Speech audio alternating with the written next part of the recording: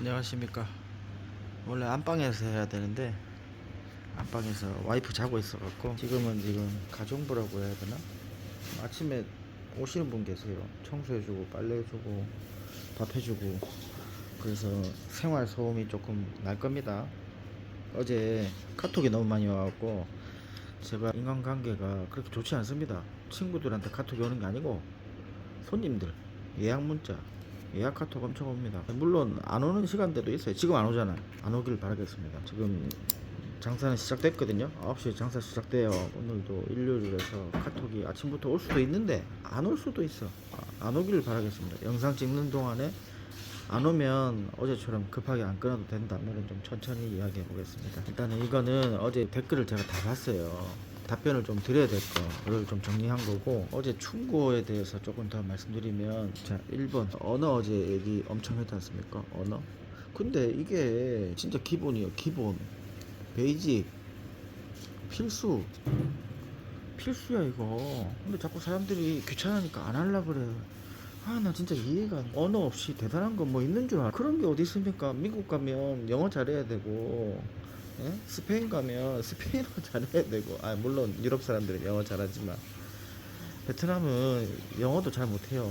알림이 카톡 알림은 아닌데 또 여기저기 오거든요.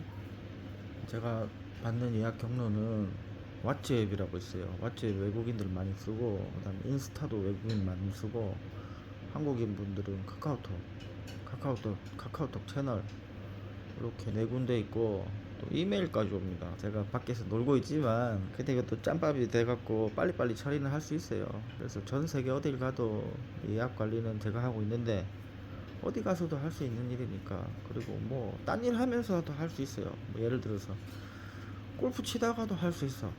근데 배드민턴 치면은 못해. 배드민턴 치면은 귀가 엄청 밝아야 돼요. 게임하고 있다가도 그 소리가 들려야 돼. 그래서 게임을 빨리 끝나고 후다닥 답변해줘야 되고, 배드민턴은 한 게임 하면 한 20분 정도 걸리지 않습니까? 그럼 20분 뒤에 답변을 하면 돼, 몰아서. 그래서 다 할 수 있다. 전 세계 어디 가도. 운전할 때는 안 돼요. 운전할 때는 위험하니까.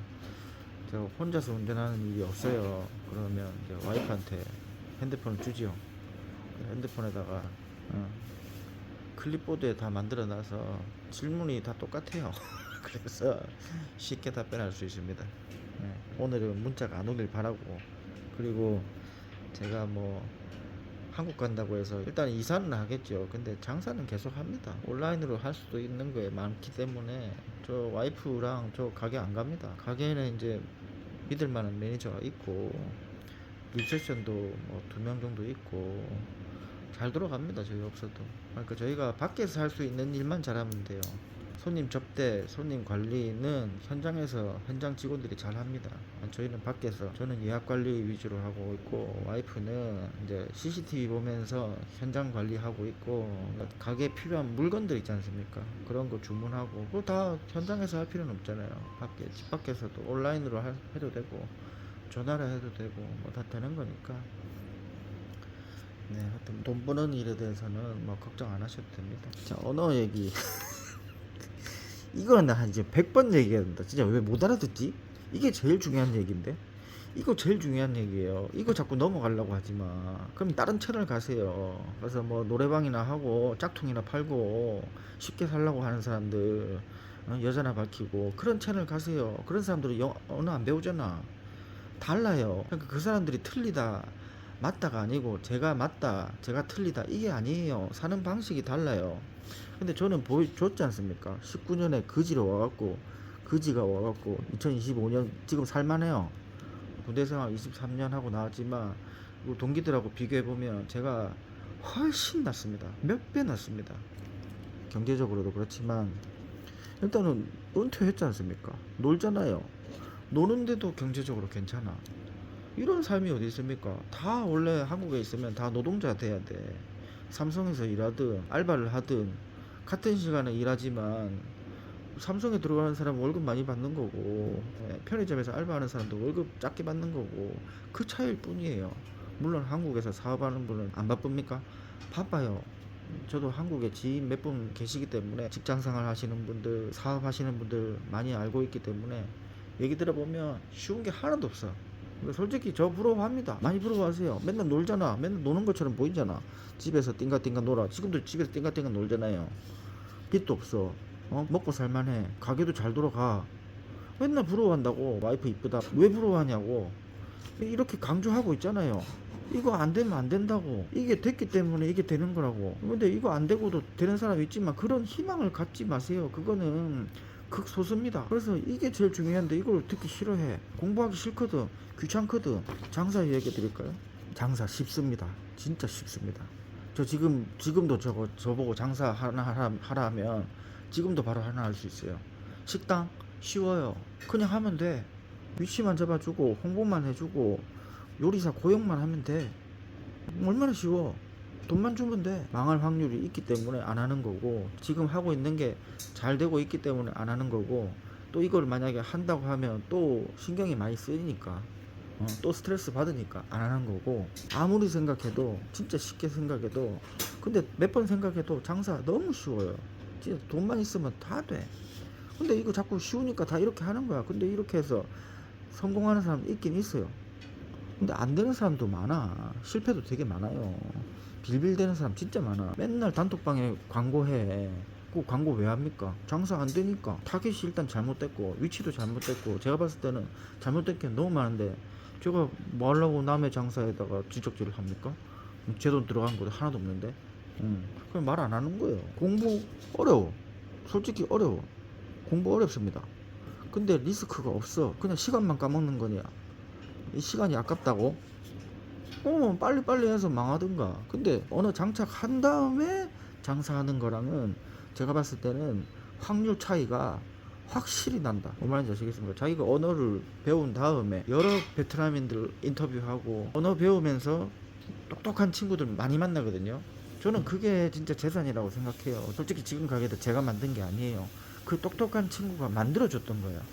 그 친구랑 너무 말이 잘 통해갖고 그 친구한테 다 거의 위임을 했죠. 처음에 만들 때 너무 잘하니까. 그럼 그런 친구 어떻게 만날 건데.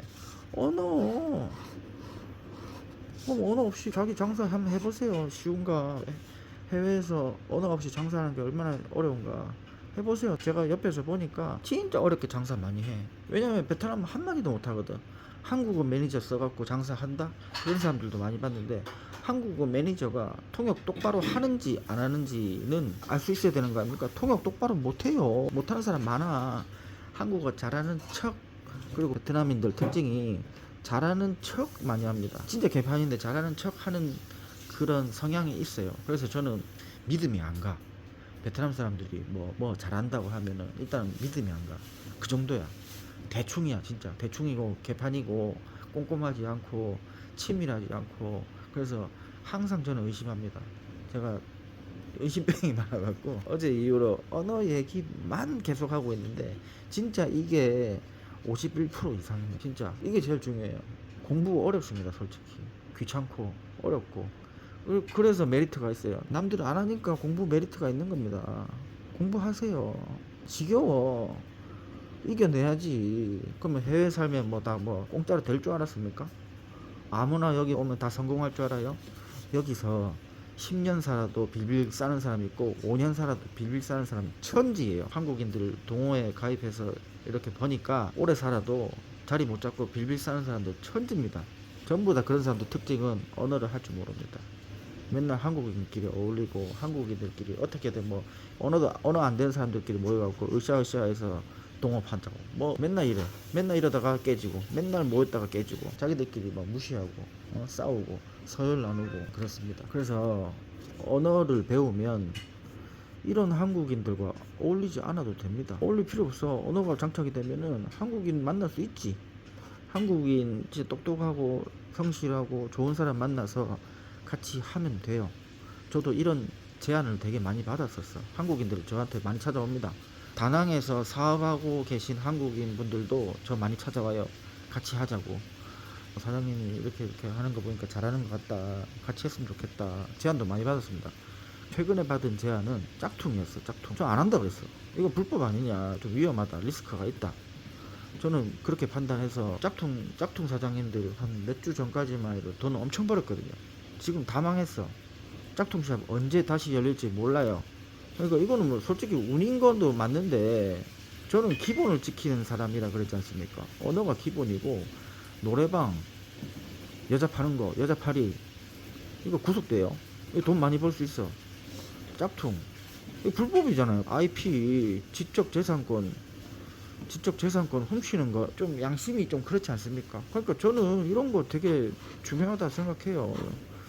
그냥 지킬 거 지키고 뭐 예를 들어서 제가 카니발 사는데 9인승 있고 7인승 있지 않습니까? 9인승에 원래 고속도로 타려면 6명 타야 되잖아. 근데 6명 안 타고 사람들 많이 가요. 안 걸리니까. 저는 이거 못해. 양심에 찔려서. 그러니까 저는 이런 사람이라고. 군대 생활 오래 해서 그런가 모르겠는데 굳이 지켜요. 부끄럽다. 양심. 저는 그런 거 좀 있습니다. 그래서 여자 파는 노래방 못 하겠고 뭐 일반 노래방은 괜찮잖아요. 여자 접대부 없고 이런 거는 괜찮아. 근데 그런 건 돈이 안 되니까 안 하는 거고 노래방은 돈 되는 거 알아요. 베트남 다낭까지 와서 여자 찾는 손님들이 워낙 많으니까 그래서 여자 파리 장사 잘 돼요. 근데 저는 안 한다니까. 양심이 안 맞아. 그리고 이거 잘못되면 구속돼. 나 싫어요. 왜 내가 깜빵 가서 살아야 되는데 1년 2년 베트남 깜빵 가서 살아야 되는데 나 그거 싫어. 안 걸리면 되지. 그거 안 걸릴 확률이 얼마나 됩니까? 저도 몰라요. 근데 걸릴 확률은 있잖아. 그래서 안 하는 거고. 짝퉁은 옛날 얘기 들어보니까 그 하노이 미딩이라고 있습니다. 미딩에 짝퉁 단속을 한번 했었어. 그래서 제가 다낭 짝퉁 사장님들한테 하노이는 짝퉁 단속해갖고 물건 다 가져갔다는데 다낭은 괜찮냐니까. 괜찮대. 뇌물 많이 줘놔서 괜찮대. 근데 뭐 어떻게 됐습니까? 다낭 공안들은 괜찮다 했는데 정부에서 이번에 흔들어 버리니까 뭐 답 없는 거야. 지금 한시장 가보면 셔터 내린 짝퉁샵 엄청 많습니다. 이게 만약에 6개월 1년 가버리면 좀 더 안 좋은 상황이 나오겠죠. 자, 그래서 언어 진짜 중요합니다. 언어는 진짜 계속 얘기할 거예요. 언어가 중요하지 않다고 생각하는 사람들은 다른 채널 가세요. 제발 저랑 안 맞아요. 제가 모든 사람 맞춰줄 수도 없고 저는 여기서 7년 살은 경험을 지금 얘기하고 있는 건데 지름길, 꼼수 이런 거 뭐 만약에 제가 그렇게 살았다면 그게 답인 것처럼 얘기하겠죠. 저는 언어 없이 여기 와서 노래방으로 돈 많이 벌었습니다. 저는 여기서 언어 하나도 안 배우고 짝퉁으로 돈 많이 벌었습니다. 이렇게 자랑할 수도 있겠지. 근데 저는 그렇게 안 했잖아요. 제가 한 거는 처음부터 와서 그냥 FM으로 대학교 들어가서 그냥 미친 듯이 공부했어요. 그거를 바탕으로 해서 많은 친구들을 많이 만났어요. 젊은 베트남 친구들, 그런 친구들한테 도움을 많이 받았어. 처음에 마사지샵 차릴 때도 1,500만 원에 차렸어요. 월세 다 포함해서. 이거는 옛날 영상에 다 있어요. 이거도 제가 어떻게 차렸겠습니까? 현지인들 도움 받았어. 현지인들 도움 어떻게 받는데? 언어, 말을 배워야 된다. 말을 배워야 현지인들하고 대화가 될 거 아닙니까? 그 지나가다가 저 마사지샵 차려주십시오. 이게 아니잖아요. 베트남 말이 장착이 되면은 자꾸 말하고 싶어져. 그러면 자꾸 사람들 만나고 싶어져. 뭔 말인지 아시겠습니까? 처음에는 답답하지. 아 이거 베트남 어떻게 해야 되고 감도 1도 없고 학교 가서 공부 열심히 하고 집에 와서 예습복습 열심히 하고 그러면 자꾸 말이 느는 게 느껴지거든요. 처음에 2019년에 이제 전화가 오면은 전화 받지도 않았어요. 제가 못 알아들을 거니까. 근데 제가 제일 감동 깊었던 게 한 3개월 지났었나? 전자마트 이런 거 있지 않습니까? 전자랜드 같은 거. 전자레인지를 샀어. 근데 그때 제가 오토바이가 없었어요. 오토바이가 없어갖고 제가 배달을 시켰다고. 그러니까 전화가 온 거야. 무조건 받아야 되잖아. 제가 전자레인지 받아야 되는 거를 알고 있으니까 무조건 받았지. 근데 들려갖고 어떻게 답을 했어. 그게 처음 통화인데 근데 그때 또 옆에 같은 대학생들이 있었어요. 그 사람들이 우와 그거 알아들었냐고. 그걸 알아들었겠습니까? 대충 알아들었지. 그래서 전자레인지를 받았어요. 지금 생각하면 베트남어 공부하면서 제일 처음에 제일 기뻤던 일, 일단은 전화를 받을 수 있었다. 지금은 엄청 잘 받아요. 지금은 전화 받고 싸움도 해요. 워낙 베트남인들 중에 바닥이 많아서 아유 진짜 바닥들 많아요. 진짜 말도 안 되는 요구들 엄청 많아. 뭐 예를 들어서 손님들이 이제 가게 갈 때 그랩을 부르잖아요. 그랩을 불러서 올 거잖아요. 손님들 자차를 안 오지 않습니까? 그러면 이 그랩 기사들이 자기가 손님 꽂아줬으니까 커미션 달라 이래. 그 싸울 수밖에 없어. 처음에는 이걸 갖고 많이 싸웠어. 말도 안 되는 요구하지 마라. 한두 명이면 그냥 넘어가겠는데 이게 너무 많으니까 진짜 베트남인들 좀 싫어요. 이런 거 너무 싫어. 진짜 염치가 없어. 부끄러움이 없어. 무조건 돈에 미치는 것들이라 갖고 이런 사람도 연락 오잖아요. 그러니까 요즘에는 답도 안 해. 그러니까 딱 들어보고 말투도 이상하고 아, 이 새끼 또 커미션 요구하는구나. 바로 차단. 뭐 옛날에는 장사가 좀 안 됐을 때는 이런 것도 다 공손하게 다 받았어. 왜냐면 얘네들이 혹시나 가게 안 데려다 줄까봐. 그러니까 굳이 이런 애들이랑 싸워가면서 돈 벌고 싶은 생각이 없어. 그냥 지금은 뭐 싸움도 안 해, 욕도 안 해. 차단. 딱 커미션 요구한다, 바로 차단. 예약을 안 한 손님을 자기가 데려오는 경우도 있잖아요. 그러면 확인은 다 하지. 그럴 경우에는 좋게 얘기해 주죠. 하여튼 그렇습니다. 그리고 언어 공부 안 하면 사람이 너무 말도 안 하고 있고 교류 안 하고 있으면 심심하거든. 저도 영상 찍고 라이브 하면서 그다음에 좀 스트레스 푸는 거예요. 만약에 저보고 독방에 살고 말도 안 하고 가만히 있어 보라 하면 정말 지겨울 것 같아. 근데 제가 공부할 때 그랬었거든. 공부할 때 정말 지겨웠어요. 맨날 집에만 있었어. 친구도 없었어. 베트남에 온 지 얼마 안 됐었으니까. 근데 지금 한국인들 보면은 언어가 안 되니까 한국인끼리 모이는데 이것까지는 좋아요. 근데 여기서 자꾸 서열을 나눠 무시하고 뒷담화 까고 옆에서 보고 있으면 왜 해외 나와서 위아래 따지고 이거 좀 심해. 이해가 안 됩니다. 그래서 이것 때문에 많이 싸운다니까. 왜 무시하냐고. 자기 무시하냐고. 자기 얼마나 대단한 사람인데 한국에서 얼마나 대단한 사람인데 근데 안 믿지 사람들이. 증거 있어? 한국에서 니 얼마나 잘 나갔는데 증거 있어? 또 싸우는 거야. 자기 무시한다고. 별것도 아닌 것 같고 한국인들끼리. 그래서 언어가 기본이 되면 이런 사람들 안 만나도 된다. 물론 이런 사람들 중에서도 좋은 사람이 있어요. 사람을 골라 사귈 수 있다라는 거지. 언어가 장착이 되면 골라 만날 수 있다. 그리고 공산주의 좀 얘기하더라고. 뭐 민주주의 뭐 대단한 거 없습니다. 살아보면 민주주의에서 살면 뭐 대단한 거 생활 방식이 엄청 차이 날 거다. 그런 거 없습니다. 상하이 공산국가 아닙니까? 상하이 가보세요. 기가 막힙니다. 이게 어떻게 공산국가야? 호치민 가보세요. 기가 막힙니다. 이게 어떻게 공산국가야? 좀 답답한 거는 있지. 공안이라든지 공무원들이 너무 관료주의 행정처리 늦고 거만하고 한국 경찰하고 베트남 경찰은 천지 차이입니다. 여기 경찰들은 얼굴만 봐도 거만함이 느껴져 있어. 근데 한국 경찰은 어떻습니까 요즘에? 국민들한테 벌벌 기잖아. 공권력이 완전히 박살 났지 않습니까? 장단점이 있는 거지. 장점은 뭐냐면 여기 베트남은 뇌물이 통합니다. 우리 옛날 과거처럼 뇌물이 통해요. 한국 뇌물 통합니까? 한국 뇌물 안 통해. 그래서 경찰이랑 공무원들이랑 뻣뻣하고 그런데 뇌물 주면 또 안 뻣뻣해요. 여기서는 탈세도 쉽게 할 수 있고 그러니까 옛날 한국처럼 생각하면 돼서 뭐 탈세하고 뇌물 주고 돈 많이 번 사람 많지 않습니까? 뉴스 보면은 뭐 기업들 다 그랬잖아요.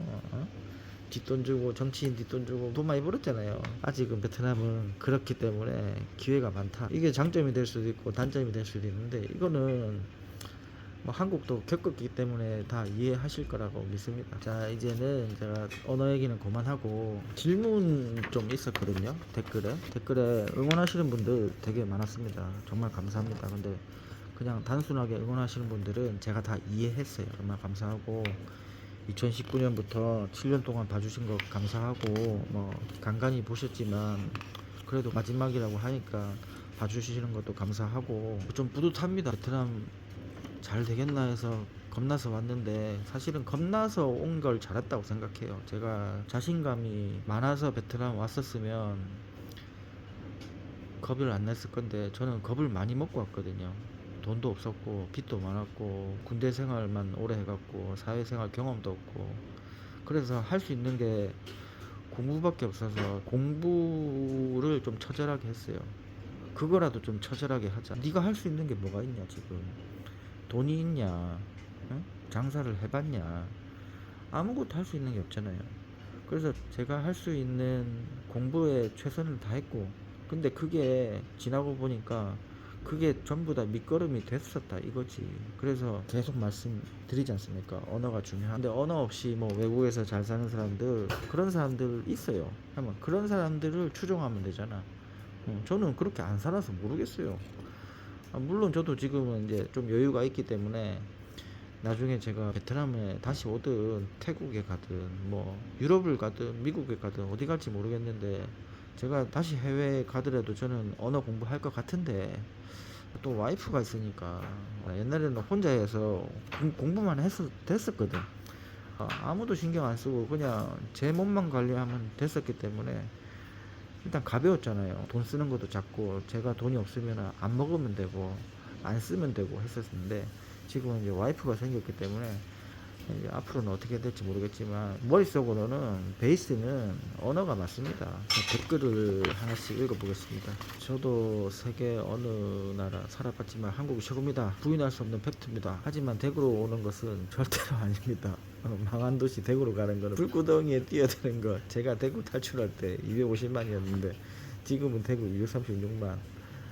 앞으로 대구에 집이 있으면 팔기도 힘들 것입니다. 한국은 수도권 시대입니다. 빨리 탈출해라. 아니 근데 제가 뭐 대구가 대단한 도시다라고 해서 가는 게 아니지 않습니까? 부모님이 대구 계시니까 가는 거예요. 아버지가 건강이 좀 안 좋으세요. 그래서 대구 가는 거예요. 10년, 20년 뒤에 아버지 안 계시면 굳이 대구에 살 필요는 없죠. 근데 지금은 부모님 때문에 대구에 가는 거다.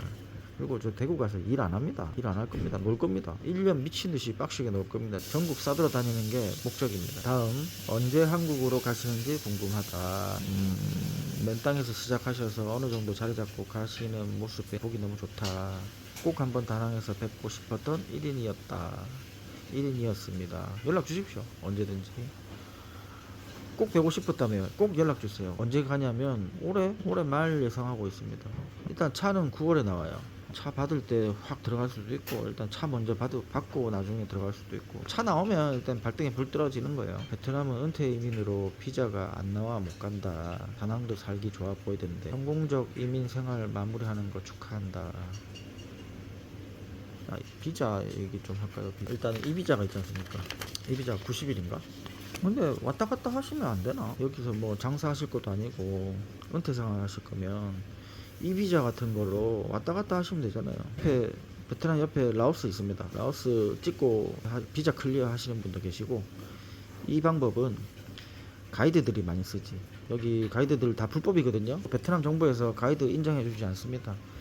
베트남 사람들한테만 가이드 자격증 주고 이거 다 단속 대상입니다. 이거 조심해야 돼요. 가이드 일하다가 벌금 맞은 사람 꽤 있어요. 그래서 저도 옛날에 처음에 코로나 끝나고 가이드 했다가 아주머니 통화하고 계십니다. 잠시만. 하여튼 아까 영상 초반에 말씀드렸다시피 집에 일해주시는 분이 계세요. 아침에 오셔갖고 한 2-3시간 일하고 가세요. 그분도 생활이 있으니까 통화하셔야지. 제가 유튜브를 찍든가 말든가 한테 그렇습니다. 그래서 말이 좀 끊겼다. 비자는 이렇게 비자 클리어하는 방법이 있고 다낭에서 라오스 하는 방법이 있고 그리고 비자를 너무 뭐 어렵게 생각하지 마세요. 일단은 변호사를 만나보세요. 베트남 변호사를 만나서 비자 종류를 다 알아보세요. 왜냐면 저도 비자 종류 보니까 엄청 많더라고. 뭐 쉽게 생각하면 노동 비자, 법인 비자 뭐 이런 거 비싸지 않습니까? 단독 법인 비자 비싼데 방법은 되게 많습니다. 예를 들면 공동법인이 제일 좋은 거잖아. 베트남이라고 공동법인은 그나마 비자도 나오면서 가격도 싸게 할 수 있어. 근데 이거는 어떻게 하냐? 일단은 친구가 있어야 될 거 아닙니까? 친구 만나려면 어떻게 해야 돼요? 또 언어가 있어야 되는 거야. 뭔 말인지 아시겠습니까? 그냥 생판 모르는 사람한테 나 비자가 필요해갖고 우리 공동 사업체 하나 만들자. 누가 해줍니까? 어떤 베트남인이 해줍니까? 생판 모르는 사람인데. 근데 언어를 배우면서 우정을 좀 다져 놓은 다음에 나중에 부탁하면 될 수도 있고. 근데 언어 없이 그냥 비즈니스 관계로 하면 그냥 돈 관계로 되는 거야. 돈. 야 내가 너 명의 좀 해줘라. 그거야. 그냥 나중에 돈으로 엮이면은 다 아시죠? 결국에는 배신하게 돼. 배신 안 하는 사람도 있지만 돈 때문에 배신하는 사람들 되게 많습니다. 그죠? 또 읽어보겠습니다. 조언과 경험담 정말 감사합니다. 보고 배울 것이 많네요. 저도 다낭에서 4개월 머물면서 한국인들 만나봤는데 영양가 없습니다. 보름 만에 사귄 현지 여자친구한테 도움 많이 받았어요. 4개월 있으면서도 한국인들 영양가 없는 거 눈치챘는데 이분은 눈치가 빠른 거예요. 저는 7년 살았으니까 더 이상 얘기 안 할게요. 공산국가 제도나 베트남 경제사정 그런 이야기일 줄 알았는데 죄송합니다. 언어가 제일 중요해서 저는 언어 얘기는 수십 번, 수백 번, 수억 번 얘기해도 절대 모자라지 않다 생각합니다. 왜냐하면 사람들 안 해요. 아무리 얘기해줘도 안 한다니까. 제발 좀 하세요. 근데 공산국가 제도 문제는 아까 대충 말씀드렸죠. 여기는 그냥 한국 옛날에 과거라고 생각하면 된다. 경제 사정은 괜찮아요. 경기 좋습니다. 다음 댓글. 간만에 들어왔는데 3월에 다낭 갔는데 사업이 잘 되고 있던데 무슨 연유로 한국 가냐. 저도 2년 후 퇴직이라 남들처럼 추운 겨울에는 베트남에서 겨울 나기를 생각 중입니다. 저 같은 경우는 언어가 굳이 필요 없겠지만 사업이나 결혼 혹은 이민을 생각하신 분은 무조건 언어를 배워야 하는 건 필수 조건이죠. 대구 강남 아파트 축하합니다. 간만에 들어오셨는데 사업이 잘 되는데 무슨 일로 한국을 가냐. 장사는 잘 되고 있습니다. 그래서 오해하시면 안 되는 게 장사를 접는 게 아닙니다. 장사는 계속 합니다. 직원들이 지금도 저 가게 안 나가고 와이프도 가게 안 나간 지 사실은 꽤 됐어요. 현장에서 잘 돌아갑니다. 저희들이 와이프랑 저랑 현장 밖에서 할 일이 많다. 굳이 현장 가서 해야 될 건 아니다. 왜냐하면 직원들도 잘 한다. 이제 장사를 접는 게 아닙니다. 한국 가는 이유는 놀러 가는 건데 와이프를 간이 귀화시켜 줘야 됩니다. 이게 핵심이야. 간이 귀화 조건이 와이프가 1년 살아야 됩니다. 180 이상 1년 살아야 돼요. 수시로 왔다 갔다 해도 돼. 이런 조건이 있기 때문에 한국 가서 살아야지. 옛날에는 막연했는데 이번에 차를 샀지 않습니까? 결국은 카니발 샀거든요. 카니발 왜 샀겠습니까? 놀러 다니려고, 캠핑 다니려고. 전국 국립 자연휴양림도 다니고. 저 자연휴양림 되게 좋아하거든요. 뭐 편백나무 이런 거 되게 좋아해요. 그 숲속 공기 저는 좋아해요. 아저씨가 되니까 더 좋아. 자연 너무 좋아. 조용하고 힐링되는 느낌. 이게 너무 그립더라고. 그래서 카니발을 샀어요. 그래서 와이프랑 전국 국립자연휴양림을 다닐 겁니다. 그렇게 1년 동안 놀다 보면 와이프는 간이 귀화 조건을 만들 수 있다. 주민등록번호가 나오겠죠. 그러면 여권이 나옵니다. 와이프가 여권이 생기면 그때부터 유럽 여행을 할 수 있어요. 이게 핵심입니다. 뭔 말인지 아시겠죠? 한국 가는 이유는 유럽 여행 쉽게 가기 위해서. 지금이 6월입니까? 제가 4달 전에 스페인하고 프랑스를 갔어요. 와이프랑 아들내미 딸내미 이렇게 데리고 갔는데 와이프가 비자가 없으니까 이거 비자 만드는데 한참 걸리더라고. 복잡하고 한참 걸리고. 스페인 갔다 오면서 여권 만들어줘야 되겠다. 저만 피곤한 게 아니고 와이프도 피곤하더라고. 다시는 하기 싫어요. 이참에 하나 만들어줘야 되겠다. 그래서 시작하는 겁니다. 제가 영어와 일본어를 그 나라 가서 일하며 살 수 있는 정도 실력까지 키웠습니다. 근데 베트남어 공부는 진짜 어렵다고 느낍니다. 육성조에 발목이 잡혀서 실력이 느는 것 같지도 않고. 어떻게 공부하셨나? 일단은 뭐 일본어는 우리랑 어순이 같지 않습니까? 많은 매체로 접하고 있고 고등학교 때부터 학교에서 배우는 사람도 있고, 그다음 영어는 우리가 초등학교 중학교 때부터 배워서, 그리고 우리가 뭐 미디어로 많이 접했잖아요. 어렸을 때부터 영어에 대한 거부감이 없잖아요. 그래서 일본어도 바로 옆 나라기 때문에 거부감이 별로 없어. 그래서 익숙하기 때문에 쉽게 사람들이 배우는 것 같아. 근데 베트남어는 사람들이 자꾸 이런 육성조에 대한 거부감이 있는데, 이게 영어랑 일본어로 자꾸 비교하니까 그래요. 그냥 그런 생각을 하지 마세요. 영어랑 똑같은 거 찾으려고 그러고 일본어랑 똑같은 거 찾으려고 그러고, 그러면 아랍어는 어떻게 이해할 건데? 아랍어 글자 이렇게 쓰던데? 난 이해가 안 됐는데 뭐 아랍어 글자 이거 어떻게 되는데? 다 돼요. 하다 보면. 어떻게 공부했냐? 엉덩이로 공부하는 겁니다. 머리로 하는 게 아닙니다. 엉덩이랑 손으로 하는 겁니다. 9년에 공부했던 거 지금 잠시 기억해 보니까 엉덩이가 아플 정도로, 의자에 엉덩이 오래 앉아 있으면 엉덩이가 그런 느낌 있잖아. 그 정도로 해야 된다. 그 정도로 저는 미친 듯이 했습니다. 저는 그거밖에 할 게 없어서 미친 듯이 했어요. 엉덩이로 하는 거다. 안 헤어진다? 저도 안 헤어진다는 걸 알았어요. 처음에는 쉬웠거든. 단어가 몇 개 없었을 때는.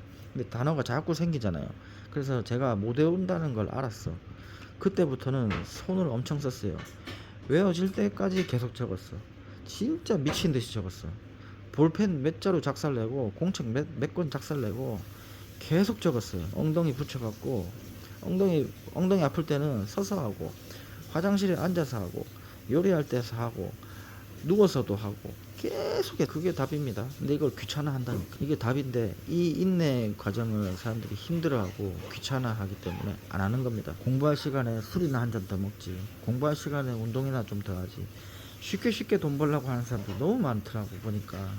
그런 사람들 잘 된 사람도 있지만 안 된 사람도 되게 많아요. 제가 7년 동안 봐서 말씀드리는 겁니다. 근데 언어 공부하고 시작한 사람들은 안 된 사람이 거의 없다. 거의 대부분 잘 됐다. 한국 베트남 왔다 갔다 하면 방랑자로 남는 거다. 어느 한 곳 정착자로 남아야 하는데, 방랑자 재밌는데 저는 역마살이 있는가 그런가. 아까 얘기했잖아요. 유럽 가서 살고 싶다. 근데 옛날에는 막연하게 뭐 독일 가서 오래 살아야 되겠다, 스위스 가서 오래 살아야 되겠다, 그런 막연했는데 요즘에는 또 그렇지 않습니다. 자꾸 변하더라고. 그냥 단타로 치고 나오고 싶어요. 유럽 들어가면 3개월 있을 수 있으니까, 그때 들어갔을 때는 뭐 어느 나라 3개월 짧게. 유럽도 나라가 엄청 많지 않습니까? 언어도 다 다르고 문화도 다 다를 것이고, 유럽의 오만 나라를 좀 가보고 싶어요. 옛날에는 여행으로 갔지. 여행으로 뭐 꼴랑 뭐 10일 뭐 2주 뭐 이렇게 갔지. 유럽 여행 사실은 되게 좋아하거든요. 웬만한 데는 다 가본 것 같아. 아이슬란드까지 갔다고 얘기하면 어느 정도 얘기하시는지 아시겠죠? 아직 안 가본 데도 되게 많아요. 궁금한 데도 되게 많아. 그래서 전 남은 인생 한국 캠핑도 중요하지만 저는 이 여행도 되게 중요하다 생각하거든요. 은퇴 생활할 때도 언어는 배워야 되겠죠? 네, 이거는 배워두면 도움 많이 받습니다. 왜냐하면 한국인들이, 여기 오래 사는 한국인들이 진짜 잘 몰라요. 모르는 거 투성이야, 엉망이야. 그리고 다 야매로 배웠기 때문에 엉망인데, 이제 언어를 배워두면 현지인들 도움 많이 받을 수 있습니다. 관광 말고 무조건 언어는 어디든 필수라고 봅니다. 이렇게 얘기하셨잖아요. 이게 필수야. 이게 너무 기본이야. 기본의 기본이야. 근데 사람들이 안 하니까 제가 잔소리 계속 하는 겁니다. 어차피 또 이렇게 얘기해도 못 알아들을 거야. 그럼 다른 채널 가라니까. 다른 채널 가서 노래방 장사 잘하는 비법 배우고, 짝퉁 장사 잘하는 비법 배우고, 식당 장사 잘하는 방법 배우고. 식당에서 뭐 요리만 할 건데 언어 배울 필요가 있습니까? 저 그런 것도 싫어해요. 마지막 댓글도 하나 읽어볼게요. 나름 성공하고 다시 한국으로 들어온다니 한국의 경기가 좋지 않아서 하실 게 있냐. 이제 일 안 해도 19년에는 사실은 돈이 없었어요. 빚이 많았잖아요. 무조건 일을 했었어야 돼. 근데 25년 지금 현재 상황은 평생 일 안 해도 됩니다. 그래서 한국에 돈 벌러 가는 게 아니다. 만약에 제가 돈에 더 미쳐 있어서 돈을 더 벌 거다 하면 베트남에서 더 버는 게 맞아요. 한국 경기가 안 좋아서 한국에서 돈 번다는 거는 말이 안 맞다는 거 알아요. 그래서 만약에 제가 돈에 더 미쳐 있으면 베트남에서 하는 게 더 맞다. 근데 제가 굳이 한국에 가는 거는 목적이 돈 벌러 가는 게 아니다. 돈은 됐어요. 저는 충분해요. 마지막으로 제가 아까 댓글 보면서 들은 느낌인데, 이런 거 너무 싫어해요. 뭐냐면 한국 사장님들 베트남까지 와갖고 주방에 매여 있는 사람들, 주방이든 가게에 매여 있는 사람들, 이게 매여 있으면 물론 자기가 돈을 많이 벌기 위해서 매여 있는 건 맞아요. 그러면 자기가 가게에 앉아 있으면 직원들도 잘하고, 그래서 불안해서, 그러면 그때부터 뭐냐면 가게의 노예가 돼요. 저는 이거를 처음부터 경계했어요. 이러면 안 된다. 내가 전부 다 하려고 하면 직원들이 안 하려고 할 것이고, 그리고 내가 자꾸 가게에 붙어 있으면 어디 갈 수가 없다. 돈도 중요하지만 자유 때문에 베트남 왔는데 노동자가 싫어서 이제 좀 자유롭게 살고 싶다. 남은 인생 역마살 좀 미친 듯이 좀 싸돌아 다니보자. 저는 세계가 궁금한 사람입니다. 어쩌다 보니까 베트남에 온 거예요. 저는 겁쟁이고 한국이 좋은 사람이면 한국이 계속 있었을 거예요. 근데 저는 겁이 없어요. 유럽 여행 많이 다닐 때부터 느꼈어. 저는 겁이 좀 없는 편이에요. 자신감이 좀 있는 편이야. 돈 없어 사실은. 돈 없는데 자신감만 높아. 돈은 없어. 할 수 있는 게 공부밖에 없었어. 공부로 자존감을 높인 거예요. 이거는 돈이 안 들었잖아. 결국에는 이 공부 덕분에 자존감이 다 올라갔습니다. 돈도 다 올라왔고 기존에 있던 자신감도 다 회복했고, 원래 겁이 없었지만 이제 유럽 여행 쉽게 갈 수 있어요. 마음만 먹으면 갈 수 있어.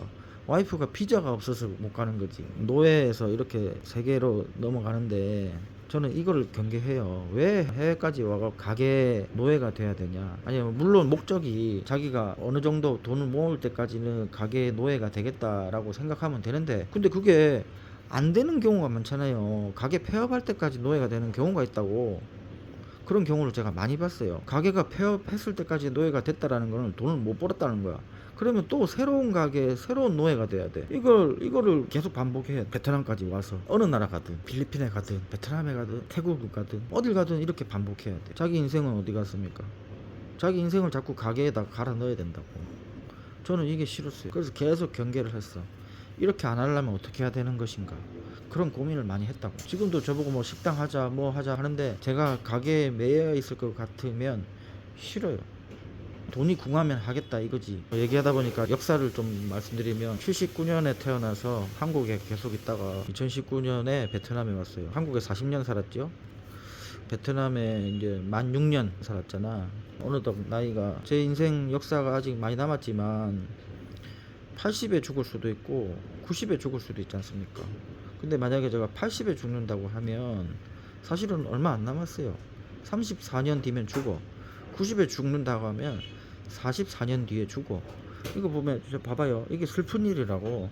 제가 지금 46년 47년 살았지만 이제 죽을 날 생각해 보면 제가 산 날보다 살아있을 날이 적어지고 있어. 와이프는 어리기 때문에 지금 한 이 정도인 것 같아. 이 정도 살았어. 게임으로 치면 아직 생명력이 와이프는 이만큼 남았다고.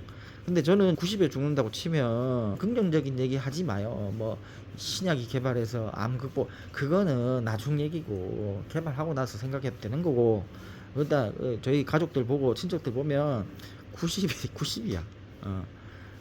저희 집에 암도 많아요. 암도 많기 때문에 90이야. 근데 저는 45세를 이미 돌파했습니다. 진짜 보수적으로 제가 80에 죽을 거라 생각했거든. 80에 죽을 거라 생각하고 베트남에 왔거든. 그때가 39세였어요. 근데 살다 보니까 죽을 날이 이제 그러니까 돈 좀 가지 말고 남은 인생 재밌게 살다가 죽어야 돼요. 가게에 매여 있지 말고 좀 재밌게 살자. 이해됐으면 좋겠습니다. 감사합니다.